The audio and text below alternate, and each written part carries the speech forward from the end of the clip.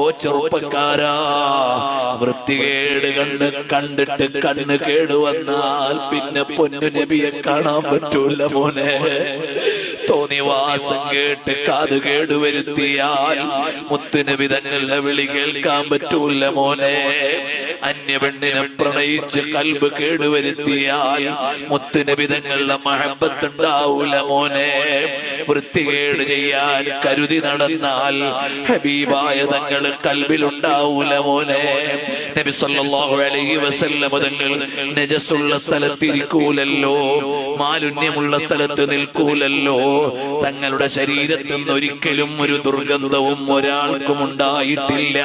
തങ്ങൾ ഒരു വഴിയിൽ നടന്നാൽ ആ വഴി തന്നെ തിരിച്ചറിയുന്നത് കസ്തൂരിയുടെ ഗന്ധം കൊണ്ടാണ്.